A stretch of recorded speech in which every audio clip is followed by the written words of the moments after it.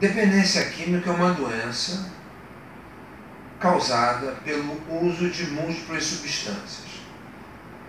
Normalmente, o uso de drogas pode causar os chamados transtornos mentais e comportamentais no uso de múltiplas substâncias. O primeiro desses transtornos é o uso indevido. Então, é aquela pessoa que dirige sob o efeito de droga, que procura estudar, mas tendo usado alguma substância tem o seu desempenho piorado. Tem o uso abusivo, em que a pessoa praticamente parece ser um dependente, mas que ainda não tem sinais típicos da dependência. Existem as emergências causadas pelo uso abusivo, que levam a pessoa geralmente para o pronto-socorro, para o CTI, para a unidade de tratamento intensivo, porque a pessoa pode estar próximo da sua morte por um uso excessivo da substância.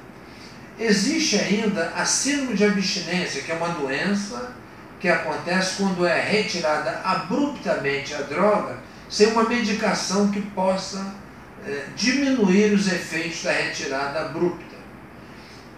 Existe ainda doenças ligadas à psiquiatria, transtornos psiquiátricos que são secundários ao uso de drogas.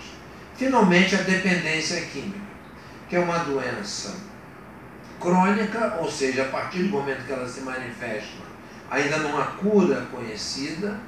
Existe uma doença progressiva, porque ela vai cada vez piorando mais e ela leva à morte. Geralmente, o dependente químico apresenta umas características no último ano antes de ser examinado. Características essas que são: perda do controle da própria vida. A pessoa tenta parar ou controlar o uso sem sucesso. Uso por mais tempo do que era pretendido inicialmente. Ou seja, a pessoa ela estabelece que vai beber, por exemplo, numa festa, mas ela não consegue evitar de começar a beber antes e mesmo não consegue evitar de parar de beber ao final daquele período que ele estabeleceu na festa. Ele acaba continuando por mais tempo.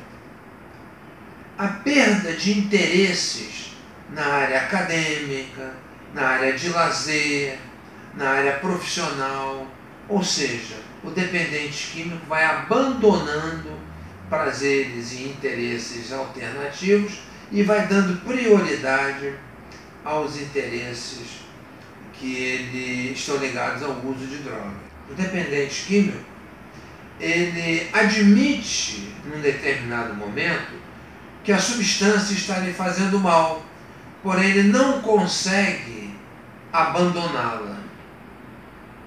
Essas características adicionadas à abstinência, quando a pessoa não tem a droga para usar, abstinência é essa que é caracterizada por um mal-estar físico e uma necessidade premente de usar a substância.